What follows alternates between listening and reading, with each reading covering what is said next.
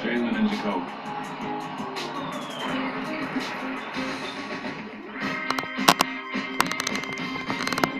He is Jalen Rose. What up, though?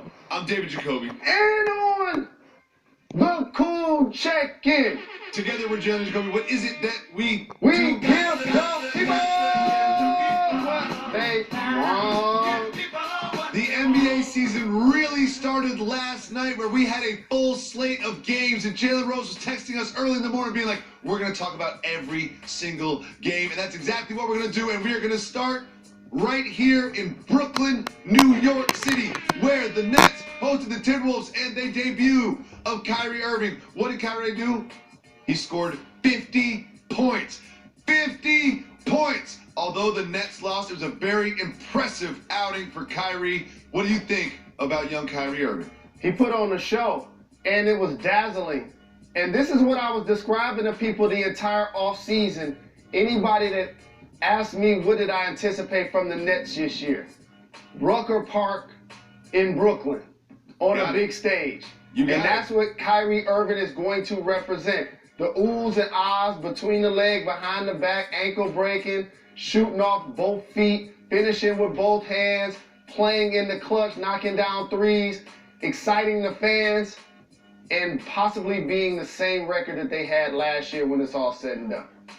Well, what do you think about the last possession where he kind of waited to take the last shot even though it was about 12 seconds left? Curious decision there. And then he broke his own ankles, ended up on the ground, somehow kept his dribble, got up, and still got like a pretty good look from about 16 feet. Wasn't that a weird last possession? Actually, it was not a weird last possession. The way he was cooking, they went 1-4 low. And I remember screaming at the TV the entire game, at some point, are y'all going to run somebody at Kyrie? They continued to choose not to do so. And so he went into his bag and he slipped. But when he got up, Jacoby, that was a wide open 16-foot shot that was uncontested. I thought that was money. And usually when you're playing the way he plays, that shot goes in. Unfortunately for he and the Nets, it didn't last night. Well, we are celebrating Kyrie, but he did lose the game to the Timberwolves, who were powered by a great performance from Karl-Anthony Towns, who had 36 points and 14 rebounds, and he did a lot of it from beyond the arc. What do you see from Karl-Anthony Towns? I saw a guy that at Kentucky, think about this. Coach Cal made sure that big fella played near that painted area on the floor, 15 to 18 feet away. And I was doing college game day those couple of years. And he was like, he can really shoot the three, but I really need him down there. And in college, he didn't shoot threes, but he always had the skill to. So for a guy his size, that's gonna give me the boards, that's gonna give me the blocks, and also can shoot with knockdown range the way he can, I think now he's poised to try to live up to the potential of a player. Just a couple of seasons ago, the GM selected him to be the player of all in the NBA that they would build around. And you know, I always say it's not what you do, it's how you do it. He's not the only big player in the league that shoots threes, but he doesn't just get catch and shoot threes. Like you saw in those highlights, little jab step, like he's like doing stuff and hitting threes, and they look good when he does it. I hope it's a big year for Karl-Anthony Towns, who said everyone is sleeping on the Timberwolves, and maybe we are. Good win for the Timberwolves last night in Brooklyn, but now we go to Philadelphia, where the Sixers hosted the Celtics in a matchup of what I would call two of the best three teams in the Eastern Conference, and it was the duo of Simmons and Embiid that carried the Sixers to the wins. Simmons had 24 points and 8 rebounds, 9 assists, almost triple-double. Embiid had 15 and 13. What do you think about this big matchup between two powerhouses in the Eastern Conference? You see those highlights of Ben Simmons finishing at the hoop with the jumping off the wrong foot? That's a trend that I love in today's game. You showed Kyrie Irving do it. Shai Gilgeous-Alexander did it. Luka Doncic. Players in today's game are so fast and so athletic that when you get going towards the basket, you don't have time to stop. In my era, it was runners and it was floaters. But these players don't necessarily take that shot because you need a great touch to shoot it. And Ben Simmons will never be considered as somebody that has a quote-unquote great touch. But however, he's a great finisher. So he made 11 field goals, all in the paint, didn't make a shot clearly outside of it, didn't make that three, That will be something we talk about later in the year. But their height and their bulk, it really bothered the Celtics. Joel Embiid didn't have his best game, but he was still a physical presence along with Al Horford and Tobias Harris. All of those guys are just tall and physically imposing. And Josh Richardson as a guard, he can play above the rim. So I like their defensive prowess, and it's hard to not appreciate them for being the best team in the East. That being said, I was disappointed in what I saw in the Boston Celtics. Me too, a little bit. I was disappointed in the Celtics. Me too. Their offense was stagnant. Players seemed to be still searching for roles. Kemba didn't look great. Kemba didn't look great. I agree with you. So I didn't like what I saw from the Celtics the opening night. But again, it's only one game. One thing, I looked at this Celtics team and I was watching the game and I said to myself, because I like the Celtics, and I thought Kemba in for Kyrie would actually make them better. Gordon Hayward, I want him to come back and have a bounce back here. And I'm not going to overreact to one game. But one thing that's not going to change after one game is the roster, and they need a big. Robert Williams and Enes Kanter are not going to get it done on either side of the floor to carry this team to be like an actual title contender. I feel like they're going to need to make a move to improve at that spot. I never thought I would say this into a microphone. They missed Aaron Baines. They actually missed Aaron Baines. Do you think this will be a problem for the Celtics moving forward? Well, if you were going to get a former player of the Oklahoma City Thunder to play up front, I would have liked to see Steven Adams versus Enes Kanter, because he's going to provide you height, bulk, and a defensive ability that Kanter just doesn't bring you. But as I look deeper into their roster, they're really talented. I like all of their players, but individually, they seem like misfit toys all together. I like Gordon Hayward, but he can't really get his game going consistently. I like Marcus Smart and the toughness that he's going to bring, but he ain't going to be able to get a lot of minutes all of the time because you have Kemba. And then up front, I love Tatum's versatility and his ability to score, and he always keep a fresh cut. I would have taken care of Jalen Brown as well. You got to take care of the guys you take in the lottery, but it seems like all of those guys can't necessarily be on the floor at the same time. When I was watching the game last night, they were all on the floor at the same time. And that goes to what you said about their bigs lacking up front also. Well, the Sixers look great, but I do have one concern. I feel like Josh Richardson's braids were way too tight. They were braids, they look good, but he gave me a headache just looking at his braids. Moving on to the West Coast game that we had here on ESPN, it was the Portland Trailblazers hosting the Nuggets. Hassan Whiteside looked pretty good. I kind of liked the way he looked, but it was Jokic and the Nuggets who ended up getting the win. But there was something about Jokic's game I want to mention. He had 20 points, 13 rebounds, but he only had 2 assists. And they run their offense through him, and one of my favorite things about him is his ability to pass and to create for other players. Why do you think Jokic was limited to just 2 assists? Well, Jacoby, he got 3 fouls so very early that he basically sat out the first half. So you're on the road at Portland, one of the best home teams in the league.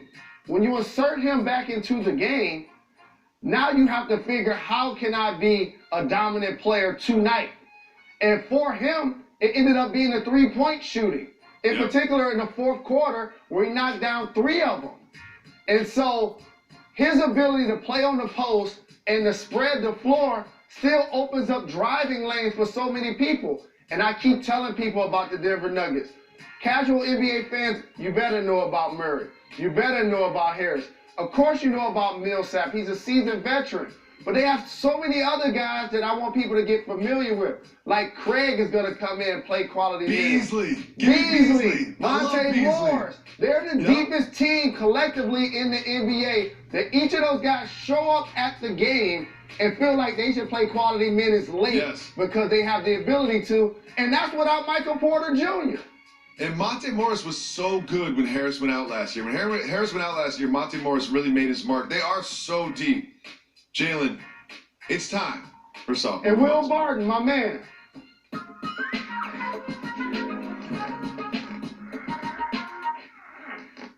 I have a nickname for your current head football coach at Michigan, and that is the Kanye West of college football. Why do I call him that? Because it seems like he's always in the news. He's always in the news, and today he's in the news for something that honestly shocked me, and rarely am I shocked by something Jim Harbaugh did. He wrote a letter to the parents of all of his current players and committed recruits. And let's just a little excerpt from the letter. Let's read that. He wrote, quote, "I'm reaching out to let you know that the recent claims that I am, quote, pursuing an exit strategy, unquote, are total crap. It's an annual strategy driven by our enemies to cause disruption to our program and to negatively recruit." Jalen Rose, it sounds like before he wrote that, the edible sunk in. You know what I mean? He just seems paranoid. He just seems like what are you doing? What are you doing, Jim Harbaugh? No one needs this letter. Soft move or boss move, writing a letter to the parents of all of your players saying that your enemies have a strategy against you and using the word crap. I feel like Uncle Chuck D. I got a letter from the government. This guy did a boss move right here. No. Jalen. Let me preach to you. This is leadership 101. This is leadership 101. Fall back and let me tell you why. While Kanye West was on a red carpet wishing his lovely wife happy birthday, the college football version was sending a letter. You know why you do that? So I don't have to send 100 texts. I don't have to send 100 emails. Y'all don't have to question my approach. Y'all don't have to think twice about the notion of me leaving. I'm putting it in writing. So therefore, if I leave, now y'all can throw it back in my face. This is what happens. Recruiting is dirty pool, Jacoby. Trust me, I've been a recruit. They talk about the other coach's age. They talk about his record. They talk about his background. They talk about his ethnicity. They talk about everything. He let people know that he's going to be in a square. Well, he might get fired to look for an NFL job anyway. It's not his fault. Moving on. The Detroit Pistons are undefeated, Jalen Rose. Undefeated, Jalen Rose. We will celebrate the undefeated Detroit Pistons right after this. 120 years ago, Christopher Mullen's grandparents came here from Ireland to build a better life.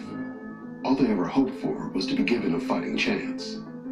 A chance that forged a path to where he stands today.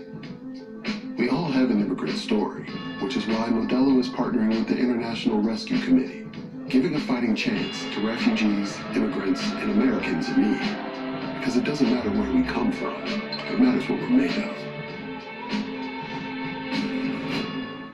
Switching to Boost Mobile gave me so much more, and I gotta say, I like more. Switch and get 4 lines for $25 per line per month with unlimited gigs, plus 4 free LG Style 5 phones, all on our super reliable, super fast nationwide network. Switching to Boost gave me so much more, and I gotta say, I like more. Switch and get 4 lines for $25 per line per month with unlimited gigs, plus 4 free... Coming to you live from Pier 17 in the South Street Seaport here in New York City. Welcome back to Jalen and Jacoby, brought to you by our friends at Chase. Jalen Rose. The Detroit Pistons are undefeated. Undefeated on the season. And not only are they undefeated, Andre Drummond dominated. 32 points, 23 rebounds. Again, 32 points and 23 rebounds. Drummond had a 30-20 game against the Pacers, who I thought were going to win this game. Jalen, are the Pistons going to go 82-0 this year? Absolutely. Be Yes. awesome, Dre. Yes. And so Yes. let me tell you the one thing that I saw from our all-star big man. What'd you He see? in shape. Oh. And the other thing about his game that people sleep on, he got a handle too. He had a couple of plays where he brought it up with coast to coast. I'm trying to tell you. We see the domination in the paint, okay? You see the soft touch, the ability to turn over both shoulders. You see that rim protection though right there? That's what he wasn't always that's the doing. handle you're talking about? Because absolutely. No, I'm trying to tell you, Jacoby. And also, I want to give Dwayne Casey a lot of props here. Because Luke Kennard, this is almost like a do or die season for a young player. When you get drafted in the lottery and the team's still trying to figure out if you can go or not. It means something when you start the season and have 30.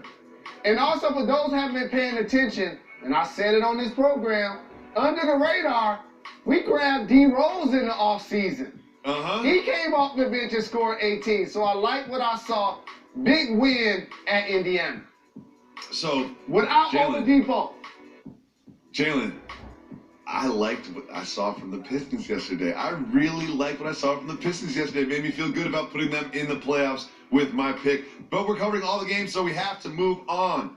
Do you remember this offseason we were talking about the Jazz and their potential and the idea that having Mike Conley Jr. at the point guard spot was going to kind of unlock Spider Mitchell? That was kind of the story of the offseason about the Jazz. Well, it looks like it came to fruition. Spider Mitchell, 32 points and added 12 rebounds. I really liked what I saw from the Jazz, and especially Donovan Mitchell. What do you think about this Jazz performance over the Thunder? See, the Jazz are a well-coached team by Quinn Snyder, and he did a terrific job of instituting what I call an identity.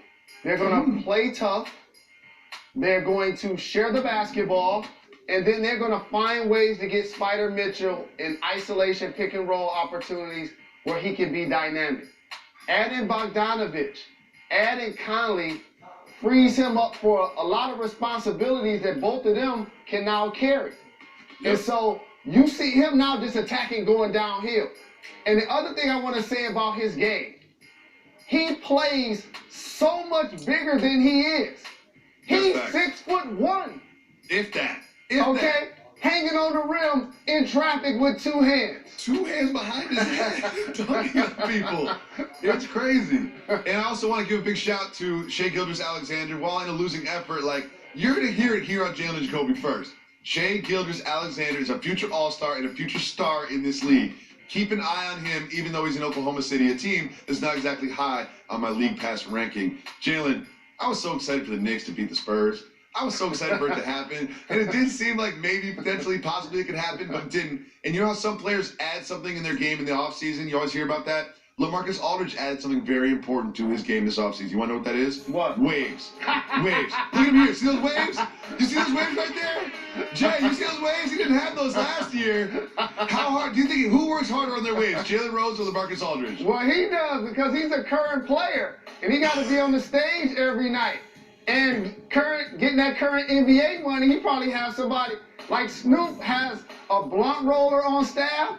I'm pretty sure he got the kind of bread he can pay somebody to brush his hair at all times.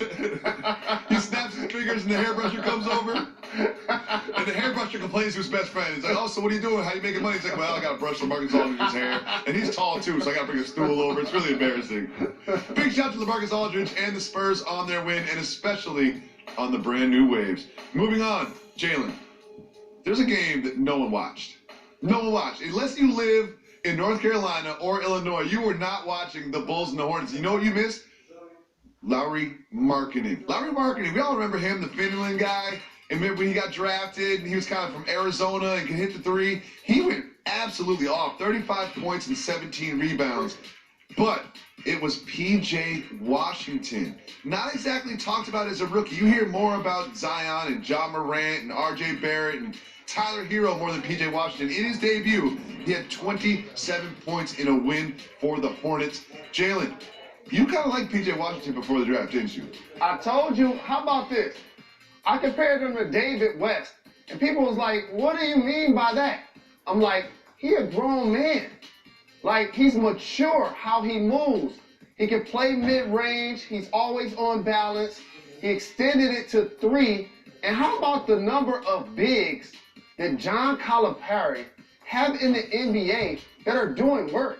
I don't mean like just on a roster. I mean doing work. Yeah. First game, 7 threes. This is what the Hornets need. Somebody that can be a star. And if they can build one in this guy, Michael Jordan can have one, especially after losing Kimba. But as you mentioned, watching he and Markkanen go at it, today's game, and we talked about it with Karl Anthony Towns, you see these 7-footers, these tall 6'10", 6'11", 7-foot guys that are knockdown shooters. Jokic. And so I like the skill level that's being developed amongst the bigs. I have some advice for P.J. Washington. Just retire right now. Just retire right now. Go out there, hit 7 threes, 27 points, and just tell your grandkids, be like, look, the league wasn't good enough for me. Not that I wasn't good enough for the league. The league wasn't good enough for me. After one game, I decided that I should probably dedicate my life to something other than dominating the NBA. Moving on, it's time for more Soft Move or Boss Move.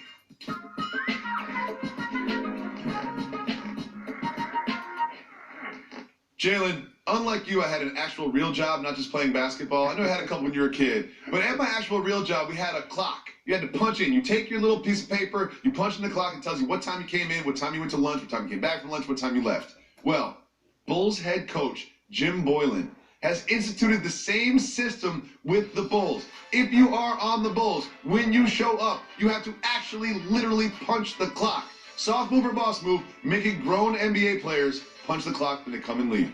For a young basketball team, this is a boss move.